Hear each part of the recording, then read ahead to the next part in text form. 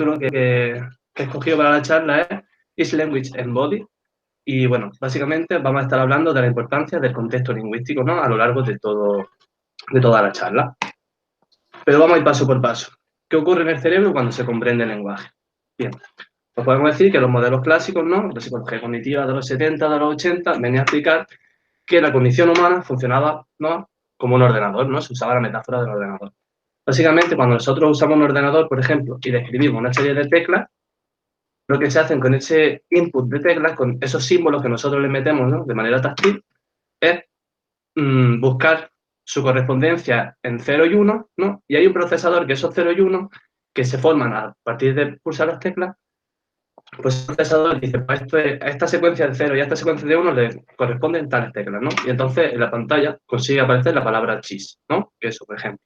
Pero si os dais cuenta, realmente lo que ha ocurrido todo el momento es una recodificación del mensaje, ¿no? De un mensaje a otro, pero no ha habido una decodificación del mensaje. Entonces, explicar el lenguaje comprendiéndose de esa manera, pues atañe un problema, ¿no? O sea, un símbolo no puede estar asociado a otro símbolo de cara a poder descifrarlo. Un símbolo tiene que estar asociado a algo distinto. Esto es lo que se le conocía como el símbolo grounding problem. Básicamente, los símbolos tienen que estar anclados o referirse a algo distinto, y eso es lo que las embodied conditions dicen, que tiene que estar asociado a experiencia. Es decir, nosotros aprendemos a través de nuestra experiencia con nuestro cuerpo en el medio, y formamos nuestros conceptos, y luego las palabras y el lenguaje, ¿no?, en sí sirven para hacer referencia a esos conceptos. Por ejemplo, para comprender esta oración, ¿no?, el avión está a la izquierda de la nube y el globo está encima de la nube y el avión, tenemos que establecer un modelo mental de la situación donde colocamos nuestra nube a la derecha, el avión lo colocamos a la izquierda de esa nube y el globo lo colocamos encima, ¿no?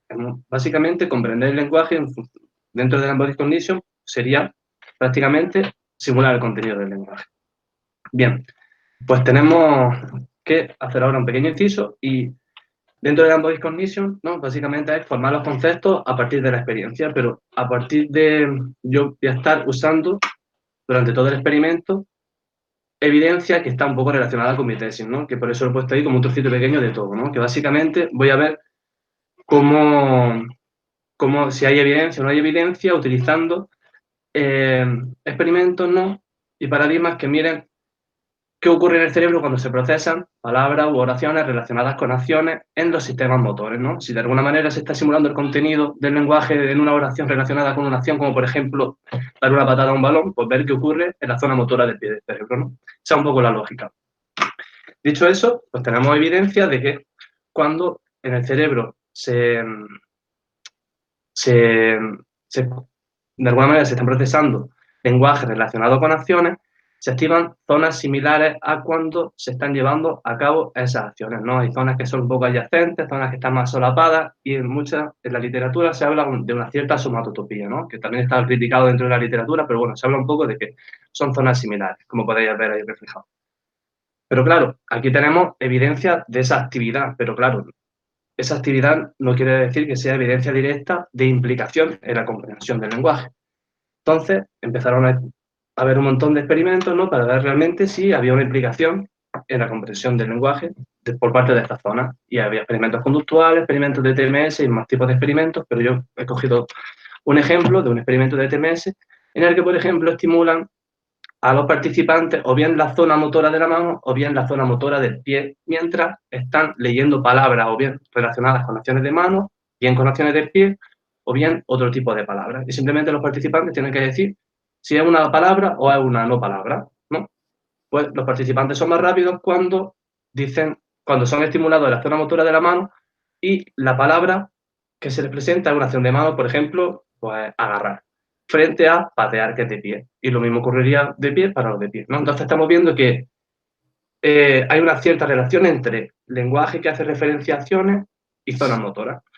Entonces ya no tenemos solamente como una activación que parece que no dice nada. De alguna manera hay algún tipo de reacción que no sabemos cuál es. Pero la gran pregunta que todavía sigue sin responderse, y que es la más complicada de responder en la literatura, que más controversia ocasiona, es si es necesaria esa activación para comprender el lenguaje. Porque puede ser que participe, que complemente, pero ¿es necesaria? O sea, ¿se puede dar comprensión sin esto? Bueno, pues en función de donde nos coloquemos a lo largo de un continuo de gente y teorías y experimentos que demuestren si la involucración de los sistemas motores están anclados a la experiencia, no si la comprensión de este tipo de palabras están ancladas a la experiencia o no, pues tenemos desde un lado completamente disembodied, ¿no?, hasta un strong embodied. Podríamos decir que, por ejemplo, en el extremo izquierdo de la balanza, podríamos decir que haya o no haya implicación, no participan en la comprensión, ¿no? Conforme vamos avanzando, podemos ver cómo que se habla de esta activación como que participa en la comprensión, pero no una parte vital. Lo considera como si fuese la ropa del ser humano. El ser humano es ser humano sin ropa, pero cuando se pone la ropa, de alguna manera, se complementa, se colorea, ¿no? Entonces, comprender un concepto sin una palabra de acción, sin involucración de los sistemas motores, sería como comprenderlo de manera aislada un poco, ¿no? Sin esa riqueza, pero no participaría en la comprensión. Luego, conforme nos vamos acercando más hacia el fuerte embodiment, sin ser todavía fuerte, podríamos decir que una parte de la comprensión es la parte, son los sistemas perceptivos motores, ¿no? Y que algún tipo de lesión en estas zonas, pues de alguna manera, pues puede ocasionar algún tipo de disrupción en la comprensión, pero puede haber todavía comprensión, pero la comprensión se va a ver afectada. Y luego tenemos lo fuerte, ¿no?, que diría que básicamente comprender el lenguaje es usar prácticamente las mismas zonas que se utilizan para cuando nosotros hacemos las acciones.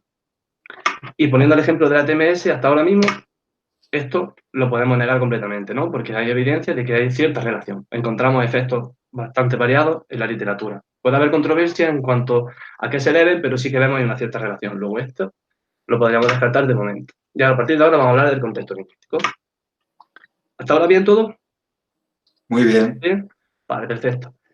Pues básicamente la idea un poco del contexto lingüístico es ver si cuando se está procesando el lenguaje, ¿no?, si tenemos si una palabra, por así decir, tiene un significado asociado, ya sea con información perceptiva, motora, cualquier tipo de información asociada a ella, en el momento en el que se procese, independientemente del contexto, se va a recuperar toda su información, ¿no?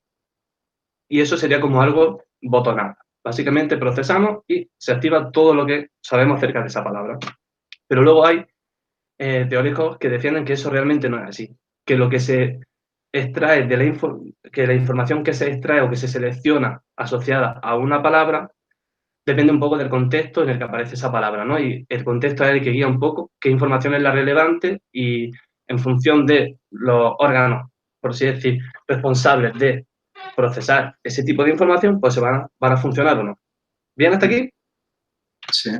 Pues ahora vamos a hablar un poco de evidencia, ¿no?, acerca de esto. Y os voy a contar un experimento muy chulo, a Pedro seguro que también le gustó un montón, sobre que utilizan el N400. El N400, para los que no lo conozcáis, simplemente es un componente y es un marcador semántico.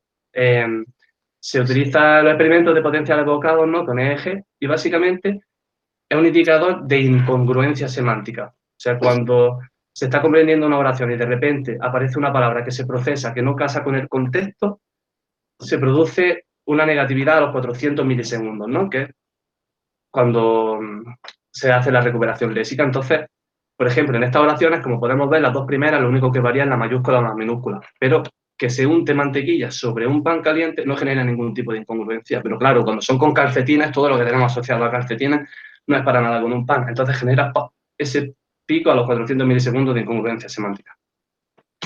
Pues bien, ahora voy a contar un paper muy chulo que básicamente cuenta la historia de un cacahuete.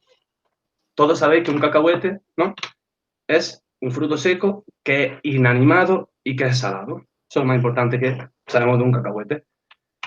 Ahora, bueno, antes de entrar aquí, simplemente la idea es si el contexto puede ser tan potente que de alguna manera, de manera momentánea, podamos hacer que un cacahuete, en función del contexto, toda la información de inanimado y salado podamos cambiarlo a algo que no sea inanimado y salado, que sea, por ejemplo, animado y que tenga características de una persona, ¿no? Entonces, esto es lo que se plantea en el experimento a estos autores y presentan un contexto, ¿no?, diferente en función de las condiciones, ¿no? Básicamente, podríamos decir que tenemos dos partes. Os voy a leer la primera a la misma vez que yo a la medida que lo leo, lo voy traduciendo. Y luego presento las dos posibles partes, ¿vale?, para que podamos discutirlas.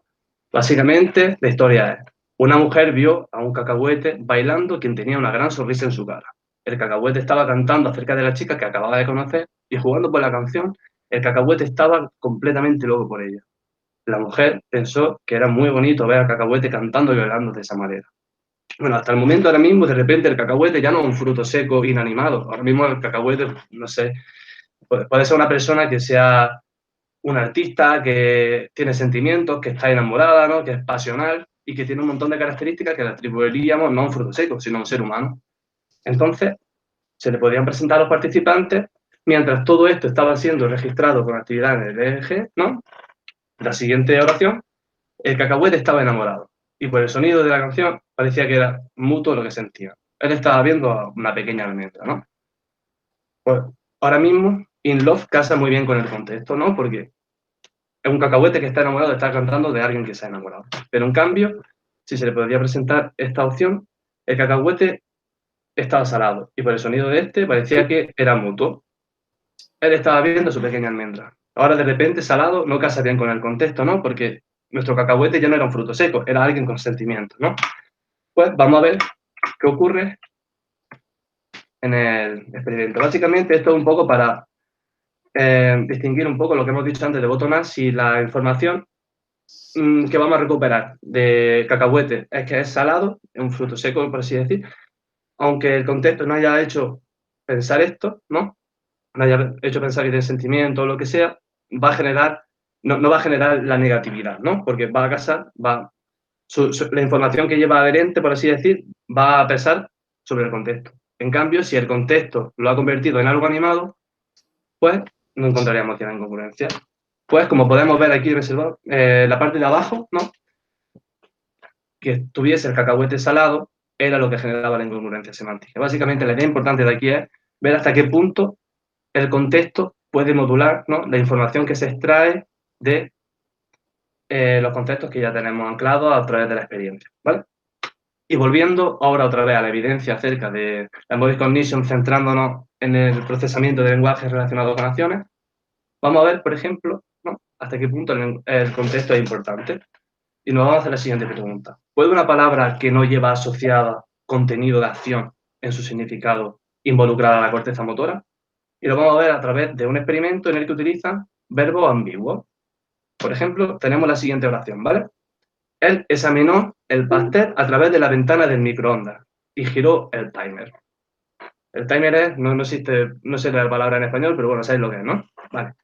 Pues si os dais cuenta ahora mismo aquí, no sabemos qué ha hecho con el timer, porque es ambiguo, o sea, no sabemos cómo está el pastel, si está poco hecho o si necesita más cocción. En cambio, si le ponemos esta oración, el tiempo de cocción necesitaba ser más corto. Ahora ya Sorter nos indica la dirección del movimiento, del modelo mental que nos estaba formando, ¿no? De esta persona que mira a través de la ventana esta, pero también ahora mismo el modelo mental ha cambiado, el movimiento es hacia la derecha, pero si os dais cuenta, el movimiento del modelo mental cambia en una palabra que es shorter o longer, ¿no?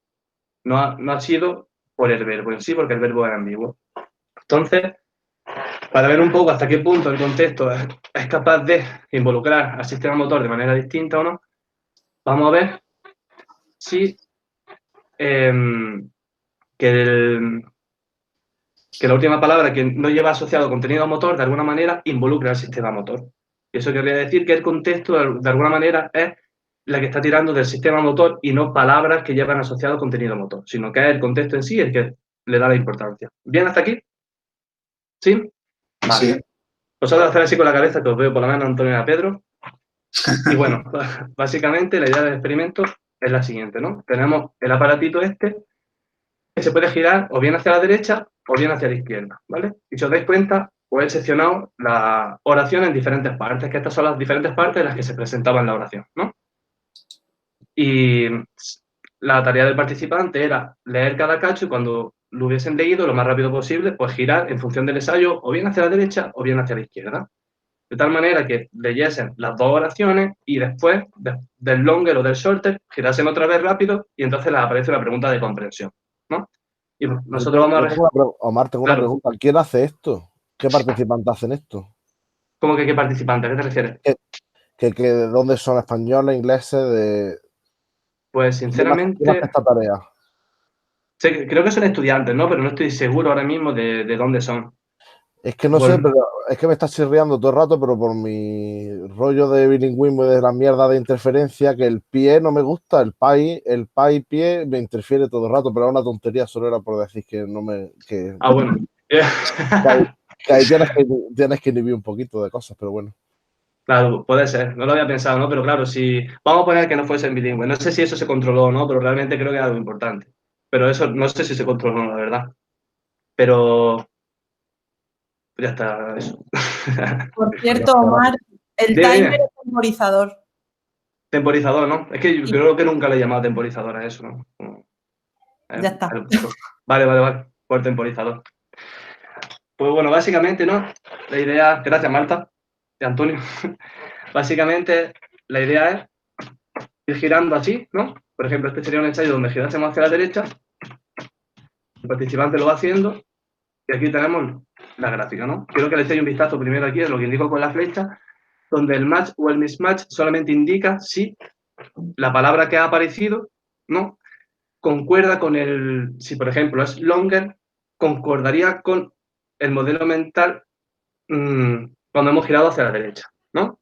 Si estamos girando hacia la derecha para que aparezca la información y la palabra es longer, si no sería movimiento hacia la izquierda y shorter.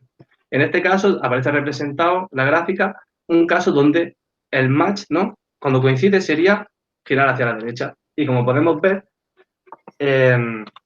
aquí no hay diferencias porque en el modelo mental no sabemos cuál es el movimiento, aquí tampoco hay diferencia, en el modelo mental no hay movimiento, tampoco, de repente aquí si se actualiza el modelo mental tenemos movimiento y entonces de repente se genera la incongruencia. Y entonces de repente vemos, ¿no? Porque hay un tiempo más largo cuando no se coincide.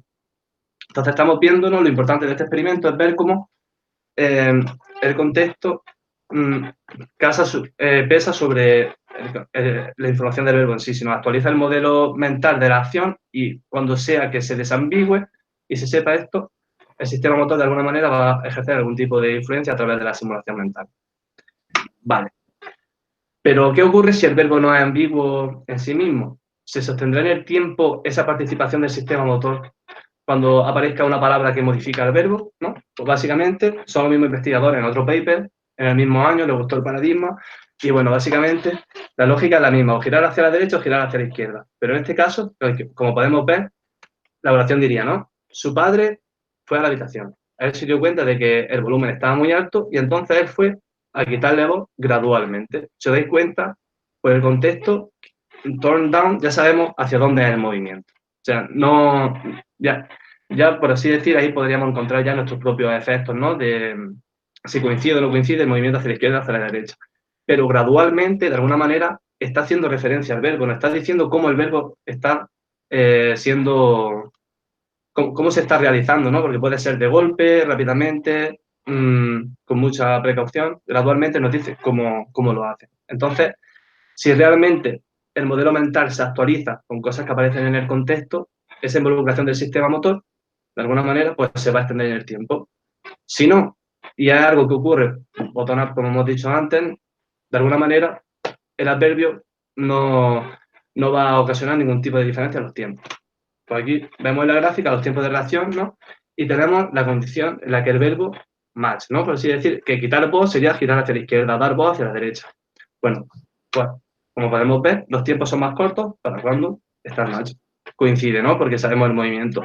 ¿Qué va a pasar con los adverbios?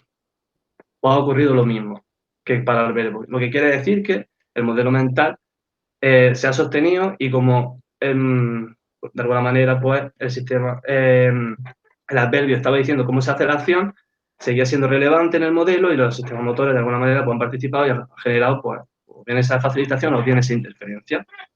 ¿Sí? Pero ¿qué ocurre si el adverbio no hace referencia al verbo?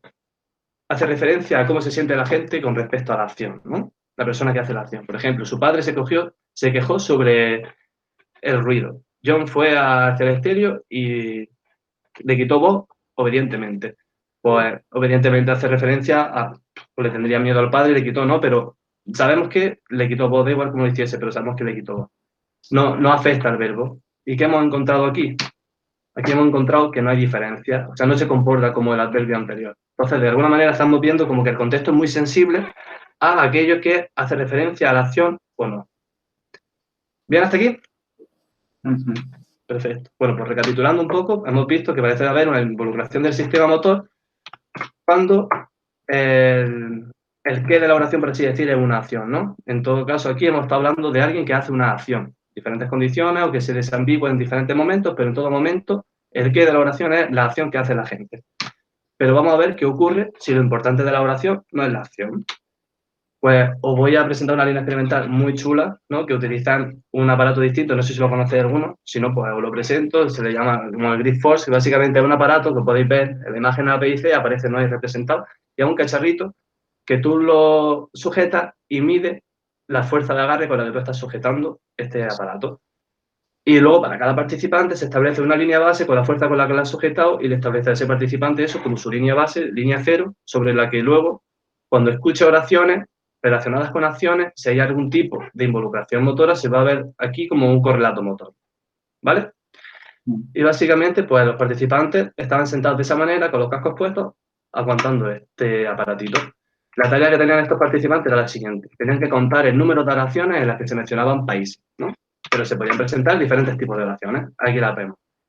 Oraciones en las que el verbo es un verbo de acción, oraciones donde se niega un verbo y oraciones donde no hay verbo, simplemente para poder compararlo, ¿no? Aquí, por ejemplo, tendríamos en el gimnasio, Fiona levanta las pesas, ¿no? Una aclaración, ¿no? Con las manos. En acción negado tenemos en el avión, Laura no levanta su equipaje. Y aquí, por ejemplo, tendríamos en primavera, Edmond le encantan ese tipo de flores de su jardín, ¿vale? Antes de que veamos la gráfica, sí, os voy a decir las partes que son importantes de aquí. Como podéis ver, la flecha está indicando un 0, ¿no? Ese 0 indica el onset de cuando se ha empezado a escuchar el verbo, ¿vale? Lo de antes es lo que venía antes y lo otro, lo de después. Entonces, los efectos de participación del sistema motor o algo así, lo deberíamos de ver en torno a los 300, 500 milisegundos, ¿no? Donde esperaríamos ver recuperación semántica, ver lo que ocurriría con el sistema motor aquí, ¿no? Ver si hay correlato motor. Entonces, viendo las oraciones uno a una, vemos aquí, por ejemplo, en la oración de acción, ¿no? En el gimnasio, Fiona levanta las pesas, si veis la línea azul oscuro, por encima de la línea base hay una diferencia claramente con respecto a la línea base, ¿no? De alguna manera, el sistema motor pues, se está involucrando y lo vemos en ese correlato motor. En cambio, en esta oración, que es negativa, el doesn't ya hace como que la acción en sí no sea importante de cara a procesarla involucrando al sistema motor, ¿no? A lo mejor se procesa a un nivel en el que no se involucra tanto el sistema motor. Sería algo así como decir que no se ha simulado la acción y luego se ha negado. Simplemente no se ha simulado utilizando el sistema motor. Y básicamente esta es pues para comparar, para que veáis que cuando no hay contenido motor, pues no hay ningún tipo de efecto. Y ya por último, vamos a ver un experimento en la misma línea, ¿no? Ahí ver si solo ocurre con la negación. Y esta parte es muy chula porque utilizan diferentes tipos de oraciones e incluyen algo más, ¿no? Aquí tenemos que hay dos grupos grandes de tipos de oraciones. Tenemos ahora un grupo de oraciones en las que hay contexto de acción y luego otro grupo, pues que es el que para comparar, que es el menos importante, que es simplemente, pues no hay contexto de acción y no hay verbo de acción. Dentro del contexto de acción vemos que todas, por ejemplo, podrían empezar con el boli negro, que básicamente lo que está diciendo, de alguna manera, es te está como preparando para que algo es muy probable que se haga con la mano con ese boli negro, ¿no? Pero todavía no sabemos nada, puede preparar. Y abajo, no sé si lo veis porque a mí me sale tapado, ¿no? Me sale dejar de compartir o ocultar, pero bueno, básicamente dice una vez más. Vale. No tiene ningún tipo de contexto motor. Te puedes dar a ocultar, Omar, no pasa nada. Sí, no, es que no quiero que os vayáis. Ahí, no os veis, perfecto. Bueno, pues aquí vemos que la oración de acción se sigue con Paul firma el contrato, ¿no? Hay una acción, claramente. La siguiente, hay un pseudoverbo, que para los que no sepáis que es un pseudoverbo, básicamente es una palabra que no existe, que está formada por, como si es una palabra en inglés, pues está formada con todas las reglas del inglés y todo eso, pero simplemente una palabra que no existe, que no tiene asociado significado. Entonces, pues aquí es lo que se utiliza. Paul Gris de contra, ¿vale? En esta, una acción volitiva es una oración donde lo importante no es la acción en sí, sino cómo se siente la gente con respecto a la acción. Aquí, por ejemplo, Paul planea firmar el contrato. Y ya por último, pues tenemos aquí, pues Tom sueña con juntar a toda su familia. ¿Qué vemos en la gráfica final? Pues como podemos ver, la oración de acción, ¿no?, genera esas diferencias.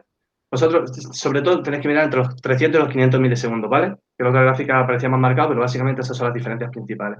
Y vemos que la oración de acción, como antes, generaba esa modulación del sistema motor, y esto es muy interesante. Esto también ocurre cuando se utilizaba el pseudoverbo. Y es decir, si realmente no tenemos significado de esta palabra porque no existe, ¿por qué genera esta activación, ¿no?, este correlato motor? Y básicamente la idea un poco que proponen los autores es como cuando tú estás leyendo algo en un idioma que no manejas mucho y por el contexto hay una palabra que no sales, pero le da el significado que más casa con lo que estás leyendo, ¿no? Sea más acertado o más equivocado, pero al final le estás dando lo más esperable. Entonces, de alguna manera, esa palabra que no conocemos se va a comportar como lo más esperable. Ya es una acción de mano, entonces vamos a ver ese correlato motor. Aquí tenemos la oración en la que no hay acción, vemos que no hay ningún tipo de correlato. Y por último tenemos la acción volitiva. Lo que importante es cómo se siente la gente con respecto a la acción. Y como podemos ver aquí, ¿no?, pues Paul planea firmar el contrato, pero no lo llega a firmar. Entonces lo importante no es firmar el contrato, sino cómo se siente, que es lo que planea. Entonces, pues el sistema motor, como no es lo importante, no se involucra de esa manera. Es lo que vienen a decir un poco los autores. Entonces, en base a toda esta evidencia que hemos visto a lo largo de la charla, ¿no?, podemos perfectamente decir que el Electron Embodiment tampoco podría dar explicación a todo lo que encontramos en las zonas del lenguaje, ¿no? Porque vemos que la involucración del sistema motor se ve muy modulada por el contexto, hay veces que aparece, veces que no, y que no es algo tan bottom-up como se plantean algunos autores, ¿no? Y básicamente las conclusiones más importantes que podemos sacar de aquí es que no está claro si los sistemas motores son necesarios para la comprensión. Sabemos que hay cierta relación, pero no sabemos hasta qué punto la comprensión en parte es explicada, ¿no?, por esta zona, y que lo que sí podemos decir es que participan y median en la comprensión cuando lo importante es la acción, y esto lo brinda el contexto en el que aparece. Y nada, eso es todo. Muchas gracias. Muy bien. Muy bien. Bueno, pues nada, vamos a abrir uno de, yo qué sé, sugerencias, dudas o cosas que os hayan surgido. Si vosotros preguntad todo lo que queráis.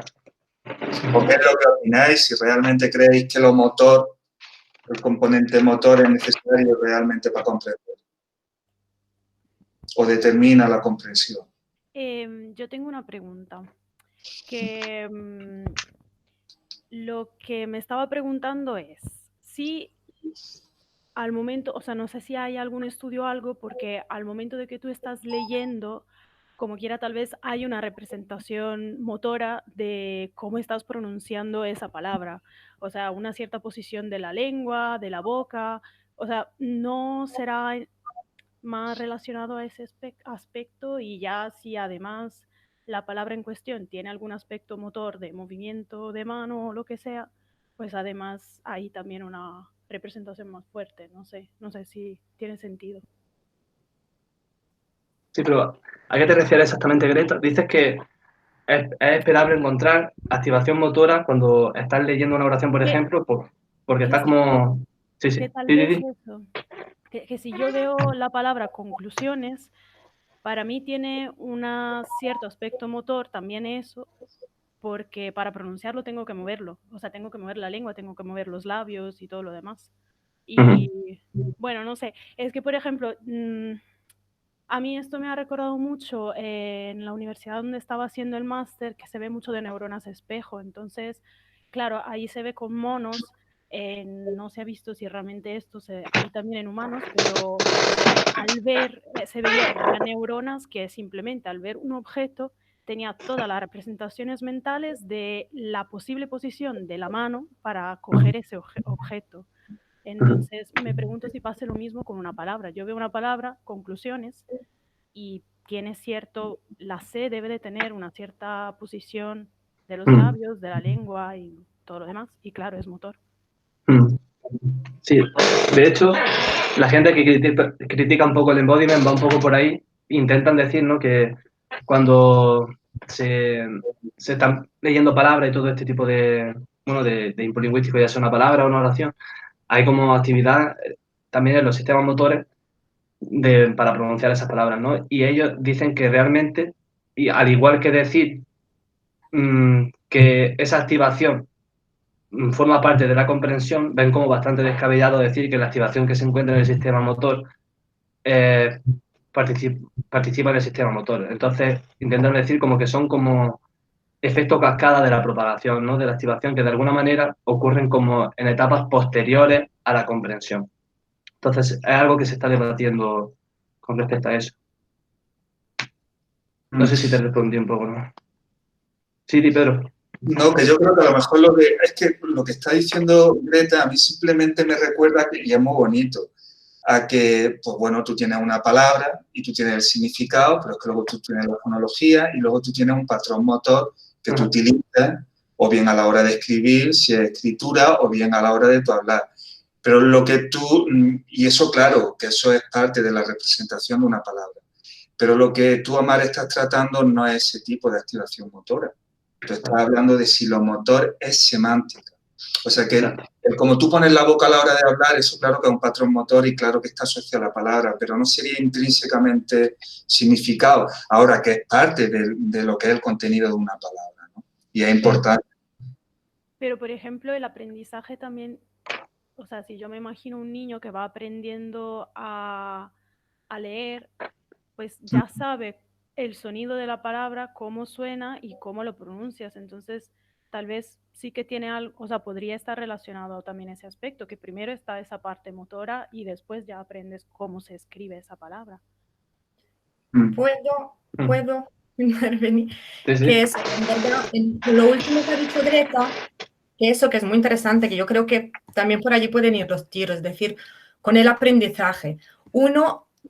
Nosotros podemos, leer una palabra, pero sin entender lo que sea, porque nunca hemos tenido experiencia con esto. Yo creo que nosotros llegamos a entender efectivamente lo que nos está diciendo una palabra o una oración cuando tenemos, entre comillas, ya experiencia de alguna forma de su significado, ¿no? De su contenido. Entonces, por esto yo creo que pueden activar áreas asociadas a una acción, si es una acción, o a otro tipo de áreas que se activan asociadas a otras palabras, justamente por eso, porque es como, ¿no? Se activa la área que nos han ayudado a entender en su momento, a través de la experiencia, lo que significa esta acción, esta palabra, etcétera, etcétera. Entonces, quizás sí, de alguna forma, pues eso, es todo este proceso que está a la base de,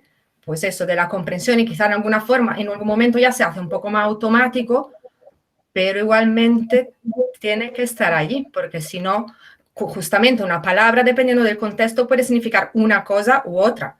Entonces, para entender efectivamente lo que sí quiere decir, pues quizá eso, tienes como que activar estas áreas de experiencia, entre comillas, o lo que es. ¿Puedo decir una cosa, Georgia? Claro. Que yo estoy muy de acuerdo contigo, pero sobre todo cuando son palabras de acción, pero la gente lo que quiere explicar con el embodiment también son conceptos abstractos, y tú en un concepto abstracto no has metido esa representación motora ni al aprenderlo, nunca, quiero decir, el amor, o, ¿sabes? No has metido esa representación motora de alguna manera, y también intentan explicarlo desde este... Ya. ¿Y allí qué pasa? ¿Qué ocurre con palabras de ese tipo, entonces? No me acuerdo eso, Pedro. Pero ¿hay alguna evidencia que en el aprendizaje con gestos, las que son las palabras concretas sí que se benefician, ¿no, Pedro? Y las que son abstractas no... Ahora mismo abstractas no recuerdo, pero sí que tenemos algunas representaciones de esas palabras abstractas en muchos casos. Igual que con los pictogramas la gente aprende a hablar y a entender qué es amor a través de un pictograma, no sé. Es un poco complejo el embodiment. Sí, vamos a ver, las palabras abstractas claro que se pueden asociar a movimientos. Pues, por ejemplo, el artículo que yo pongo en mi curso de máster, lo de Morisat, más, la palabra más que es incremento, eso se asocia a un movimiento hacia arriba. Y menos se asocia a un movimiento hacia abajo. Y como es otras cosas, pero yo sí estoy con Giorgia, que requiere un proceso de aprendizaje. Y da igual realmente que la palabra intrínsecamente implique movimiento. Por ejemplo, en el estudio que ha descrito Marc, que me parece chulísimo, simplemente en la frase aparece una palabra con lápiz, y lápiz en sí mismo, la asociación con movimiento no es mucho. Pero según teorías como una de Glenberg, lo que tú haces, cuando tú ves una palabra, según tu experiencia, que va con lo que dice Giorgia, tú generas cosas que tú puedes hacer con ese objeto, como puede ser un lápiz. Son potencialidades de movimiento. Entonces, al leer una frase, Menganico tomó un lápiz, tú generas cosas que puedes hacer con un proceso de escritura, ¿no? Entonces, claro que el componente motor en ese caso depende de la experiencia, de que tú sepas las cosas que tú puedes hacer, por ejemplo, con un lápiz. Entonces, es cuestión de hacer estudios, que hay algunos, pero hacer estudios evolutivos para ir viendo cómo se va modulando ese componente motor en la semántica, dependiendo de la experiencia que tiene la gente con el mundo. Oye, y una pregunta, no sé si lo has comentado, Marc, pero ¿hay experimentos con diferentes tipos de población en función de la experiencia que ellos tengan? Por ejemplo, imagínate, con deportistas que hacen X determinada acción mucho, o con gente que no practica un deporte, y ver si tienen patrones de resultados diferentes, ¿sabes? Igual que ha dicho Pedro, de evolutivo, de según ver cómo van aprendiendo una cosa, si se encuentran diferencias, porque pueden asociarlo más al movimiento o no, lo que sea, ver si personas que son expertas en algún tipo de actividad física o lo que sea, al leer una frase o procesarla tal, relacionada con ese tipo de actividad, lo hacen diferente que población general, no lo sé. Yo de alguna manera creo que lo que viene siendo comprensión en sí van a tirar de la misma manera de la corteza motora, ¿no? Si, como hemos visto aquí, si acaso es lo importante de la oración. Pero, por ejemplo, no sé si conocéis mi línea experimental de mi tesis. Básicamente lo que tratamos es ver si el significado que se extrae de oraciones relacionadas con acciones de alguna manera se puede alterar interfiriendo con el sistema motor, haciendo un ritmo complejo, bien con la mano o bien con los pies, ¿no? Y pues se habla un poco también en la literatura un poco de hasta qué punto ser bueno haciendo un ritmo o no haciendo un ritmo puede llegar a dar resultados distintos en ese tipo de experimentos. Entonces, se parece que es importante, pero en cuanto a lo que es las zonas motoras dando lugar a participando en la comprensión, yo creo que participarían de la misma manera. Pero no debería, porque supuestamente, por ejemplo, futbolista, en el muñequito este de motor que nos enseñaron muy feo, era más grande la corteza relacionada a la pierna que yo, que no juego al fútbol, ¿no? Por ejemplo. Entonces debería participar de manera diferente, dependiendo de... Si es motor, si lo que participa la corteza motora, según el embodiment, debería ser diferente también. Sí, pero creo que la lógica sería lo mismo, ¿no? Me refiero en cuanto a participar, ¿no? Me refiero ¿Cómo se llama el muñeco feo? El homúnculo. ¿Homúnculo motor? Eso, el homúnculo. Sé por dónde vas, ¿no? Como que tiene más, como lo ejercitas más de alguna manera, lo tienes más representado a nivel cortical. Puede ser que de alguna manera a lo mejor establezca a lo mejor una diferencia, pero yo diría más que en términos cuantitativos, ¿no? Pero no cualitativos, ¿no? No creo que hubiese un cambio en la comprensión en cuanto a... Pues bueno, yo me voy a meter aquí porque voy a saltar por peteneras, pero hay estudios guays, por ejemplo, de gente que tiene votos, por ejemplo, en la cara pinchados, que tiene la cara paralizada, no comprenden igual los verbos y los adjetivos de emociones porque tienen paralizado la cara. Entonces, como esas microactivaciones que se ven en la cara no se observan. Entonces, yo creo que no tira igual por lo motor de la experiencia o que tenga algo externo que te lo impida. Yo creo que no hace de igual a lo motor, ¿sabes? No sé. O si, no sé si tiene mucho que ver lo que he dicho, pero se me ha ocurrido. Antonio, sí. Del voto, o sea, no nada de acabar con lo demás, pero esto que dices incluso pasaba a posteriori, es decir, una persona con un reconocimiento de emociones normal, habitual, típico, y después se operaba y su reconocimiento... Y lo perdía, y ¿Sí? perdía un poco no me acuerdo si era la velocidad o la accuracy, una de las dos, pero que no lo reconocía igual. Pues muy interesante. Psicomotricidad del lenguaje. Bueno, sería muy fácil implementar, simplemente pues eso, tomar a fútbol, tener o frase o verbo o lo que sea más relacionado con movimientos de los miembros superiores, Sí. otros inferiores, y luego coger a futbolistas y coger a tenistas. Claro, o jugadores de voleibol. Bonito, sería chulo, sí, ¿por qué no? No sé, es cuestión de evaluarlo. La verdad que sí. Suena curioso, la verdad. Podemos hacerlo online, si queréis. Pero bien interesante. Sí, no sabía yo lo del experimento ese del voto. Bueno, eso es un ejemplo. Hay muchos más de esas cosas. Sí, me estoy acordando ahora mismo de uno, pero es que no me acuerdo lo que salía, ¿no? Pero iba por la lógica y sé que encontraban algo. O sea, transmitiendo eso va bien, pero básicamente inmovilizaban el brazo de los participantes, les ponían a hacer tareas también de lenguaje, pero no me acuerdo exactamente lo que salía. O también hay estudios de TMS, de la zona motora, que ven cómo comprenden peor cuando le pegan el chascarrazo en la zona motora, ¿no? Entonces, pues, como más de evidencia directa de esa relación. Sí. ¿Vosotros qué opináis? ¿Creéis que sí o que no participa en la comprensión? ¿Qué es parte de la comprensión? Vamos a ver, es que hay evidencia de que sí, de que se activan las zonas motoras. Quiero decir, no es mi opinión, es que lo hay, eso está, pero no sé hasta qué punto me molesta. Quiero decir, por ejemplo, tu línea de pegar golpes con la pierna que me perjudique, que no me perjudique, no sé hasta qué punto eso es tan fino luego en la vida real de yo comprendiendo pelotas, si me estoy haciendo un movimiento con la pierna lo comprendo más rápido. No sé hasta qué punto luego eso es como más Pero general. es que eso son como los estudios de Ana Belén. Si a ti te enseñan fútbol y hace el gesto como de pegarle una patada a una pelota, lo aprendes antes que si no. Entonces sí que se transforma en la vida diaria. O sea, las cosas de Omar son más de movimiento puro y las de Ana un poco más en otro, más abstracto, pero las dos están, yo creo que sí hay embodiment. Sí, básicamente la pregunta es si creéis que en el concepto, en la palabra, por así decir, por ejemplo, en agarrar, hay parte de esa información, cuando se comprende eso, se está tirando de la corteza motora, o cuando se involucra simplemente es como para añadirle detalles o añadirle ropa, como hemos dicho. O sea, ¿puede existir comprensión de un concepto de acción sin procesamiento de la corteza motora? Esa es la pregunta, vaya, básicamente. Pues yo creo que sí. Que sí la hay sin... Claro, pero eso iría en contra del embodiment.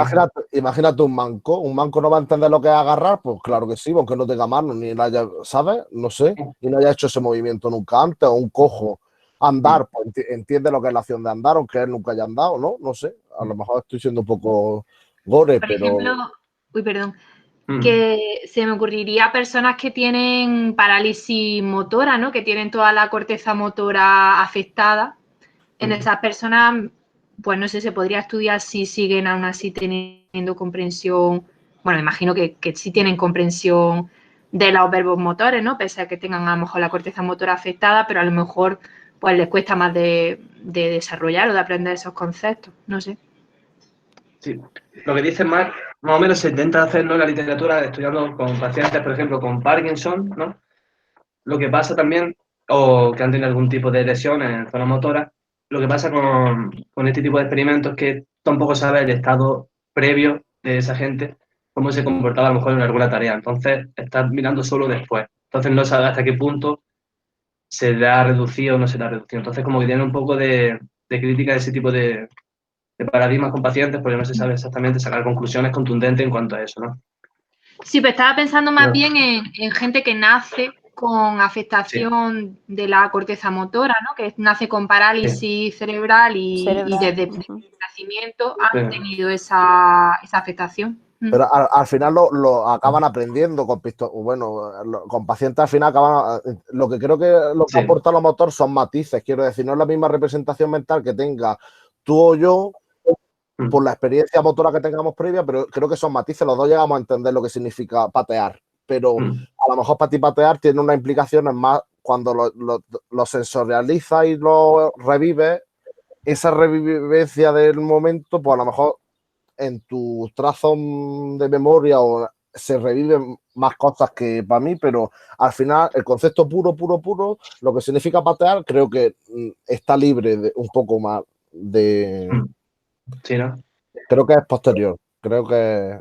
no lo sé.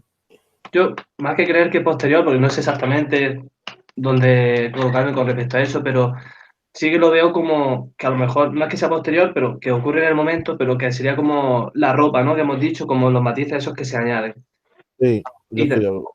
y también se ha visto que es que participan cuando lo importante es la aparición de esa palabra, pero en un contexto donde la acción es importante, pero no cuando no lo es, ¿no? Entonces, Ya. Yo, no sé. Omar, Sí, sí. yo tengo una pregunta y es si se ha acumulado hasta ahora evidencia en la misma línea de todo lo que ocurre en el sistema motor en relación al sistema perceptivo. En plan, mismo rollo con TMS en zonas visuales o alguna historia así que te afecta a comprensión del lenguaje. Sé que hay, yo no he leído apenas, ¿no?, acerca de ello porque me he metido más con el motor, pero sí que hay experimentos que van en esa línea.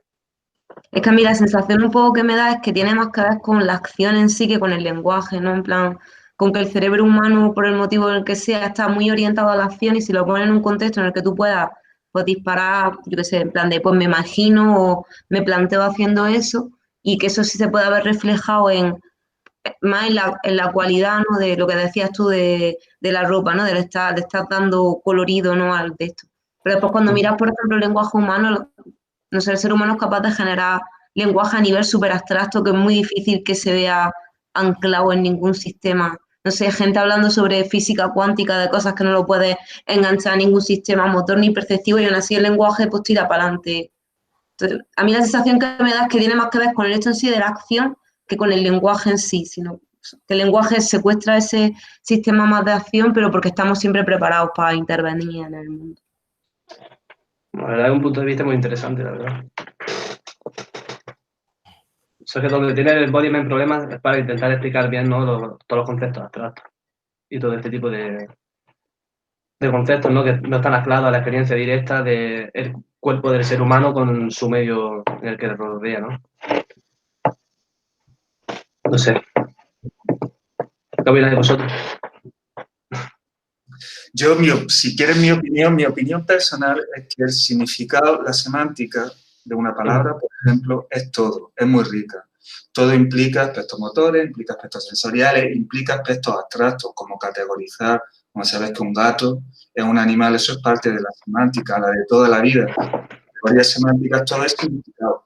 Ahora, el que tenga más peso una cosa u otra, pues va a depender del uso que tú le hagas a la palabra, ¿sabes? Si tú te encuentras una palabra dentro de un contexto, tú escuchas algo, si por ejemplo me dicen gato, a lo mejor el componente motor es menos relevante. Si me dicen coge el gato, el hecho de coger quizás activaría aspectos de gato como el posible movimiento que me vaya a hacer al intentar cogerlo, etc. Si me dicen coge al gato y veo una imagen en que hay gato y hay muchos perros, se me activarían más los aspectos perceptivos asociados a gato para poder discriminarlo de lo que sería un perro. Entonces, mi idea es que la semántica es muy rica y que todo es parte de la semántica. Ahora, el que cobre más importancia un componente u otro depende del para qué. Es decir, que no es algo fijo, que no es la semántica de esto y chimpú, sino que depende de lo que tú quieres o para qué vale la comprensión, del lenguaje o de lo que tú estás hablando, va a tomar más importancia una cosa o la otra. Por eso muchas veces es tan esquivo, ¿no? Porque no lo puedes pillar. Unas veces sale que hay un efecto motor en comprensión, otras no. Pero muchas veces es que depende de eso, ¿no? Depende de la tarea, de para qué estás utilizando el lenguaje. Claro. Yo es que pienso que se escapa mucho intentar estudiar la comprensión del lenguaje con palabras o con frases aisladas. Lo veo como algo muy burdo a como luego realmente la comprensión ocurre, ¿no? Porque incluso estudiar palabras aisladas puede tener sentido, pero, por así decir, aisladas no van a tener su implicación, ¿no? Pero en un contexto, una sola palabra pues puede generar eso que tú has dicho, ¿no? Como has dicho la palabra de gato. Yo pienso que no es sí el contexto lingüístico en sí, sino todo el contexto que rodea para qué se ha usado la palabra es lo que, de alguna manera, guía lo importante y se extrae la información necesaria para llevar a cabo la comprensión para que sea lo más eficiente en ese momento, ¿no? Entonces yo creo que si hay información motora que se representa en el sistema motor y es relevante activar esa información, pues se va a activar. Si no, pues no se va a hacer uso de eso y se va a hacer uso de otra cosa. Pero ahí es donde entran mucho los sistemas que están en contra completamente del embodiment y dicen que el mínimo común múltiplo, que es común a todo lo que se activa o que no se activa, pero que todo sigue y cada uno de esos casos sigue siendo gato, es lo que dicen que no puede explicar el embodiment. Por eso dicen que no es fuertemente embodiment y que hay algo, ese hecho de categorizar que es más abstracto, ¿no? Que está explicado con carácter simbólico, ¿no? Y sin estar anclado a la experiencia. Entonces, el debate eterno. Sí, pero yo lo veo como tú, Pedro, la verdad. Bueno, pues ha generado Omar, tu charla un montón de debate, ¿no? Es muy bonita la idea, ¿no? El saber cómo tenemos el mundo en la cabeza. El significado de las cosas, con independencia del lenguaje, no lenguaje, como cuando tú ves una imagen, por ejemplo, cómo la tienes tú en la semántica representada. Muy bonita ¿Alguna cosa más? ¿Alguien que quiera dar su opinión, hablar?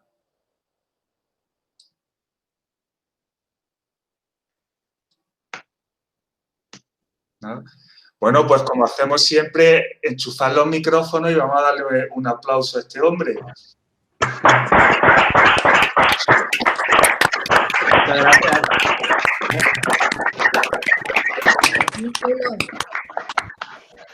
Muy chulo, Omar. Muy chulo. Gracias.